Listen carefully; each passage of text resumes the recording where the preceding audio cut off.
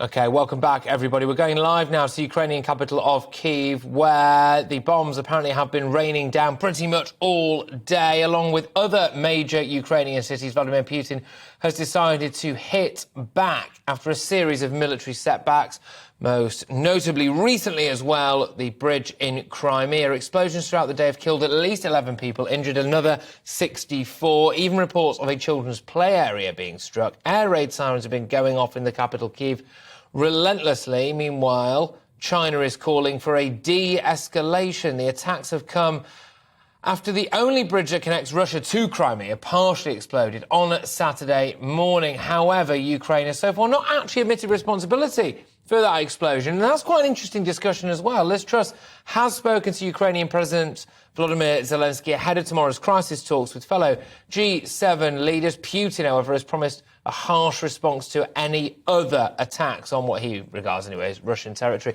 Joining me right now is Stefan Weichert, who is a journalist that's actually in Kyiv. So we're going live, essentially, to the epicenter of the latest outbreak of violence. He's been in Ukraine since the war broke out.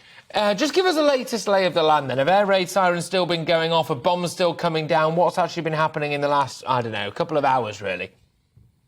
It's been quiet since midday, more or less. I mean, there has been air raids since then, but we haven't had any missile attacks on the capital since this morning. I mean, the missiles were striking on local time between 8 to 10, and then it kind of stopped. But of course, the work of recovering potential bodies who could be in some of the buildings that's been hit is still ongoing at this moment. Stefan, this has been done in response pretty much anyway to what happened on that bridge that connects Crimea to Russia. Ukraine has not actually officially claimed responsibility for blowing that bridge up. Is there a chance that Putin might have done that himself, do you think? What's the mood music on the ground? Well, that is, of course, a possibility. That is a possibility. There's also a possibility that it is the Ukrainians, in fact, and they're just not taking responsibility for it. That is definitely also a possibility. But there is also another one. I mean, there is also partisan activity committed by Russians inside Russia, and they have also at least claimed to stand behind some of the sabotage that we have seen in Russian territory since February. So it's also possible that it could be one of those groups. I think that's the three scenarios that's here. Okay, all right. And is a concern now then that if the Ukrainians go on the offensive even more, that this is what's going to happen? Putin is just going to reduce Kyiv to rubble? Yeah, that's the fear.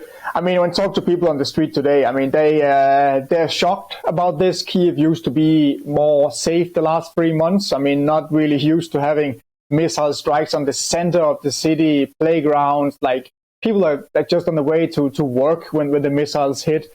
But yes, the worry is that if Ukraine continues to push, which they will, and which is at least what the military say, they will continue to fight, that Putin will keep doing this. And maybe even on a larger scale that we're seeing now. And the big question for people here in Ukraine and in the capital here is that could Putin potentially use nuclear weapons? That's the big fear here.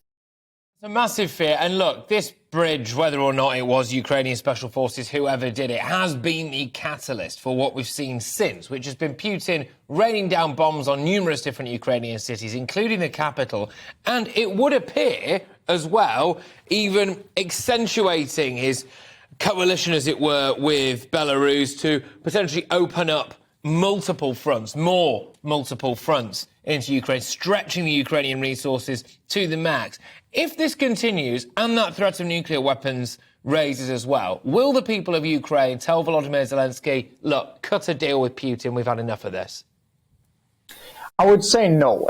Like, all abroad, I mean, I cannot say what will happen, of course, if a nuclear attack happens. That might change things, we don't know. But right now, the vast majority of Ukrainians want to continue the fight because their kind of thinking is that if we stop fighting and we give in to Russia, maybe make a temporary ceasefire, it's only going to be a matter of time before Russia attacks again. And that means there's not really a possibility of any peace anyway.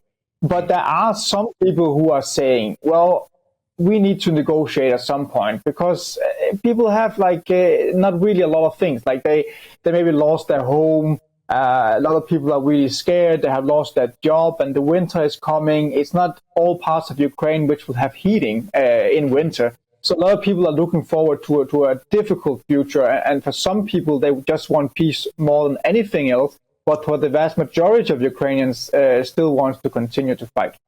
Stefan, thank you very much. I'd like to talk to you again very, very soon. And please stay safe as well, because obviously it's an incredibly dangerous situation that you're in at the minute. Stefan Weichert there is a journalist that's actually in Kyiv at the moment.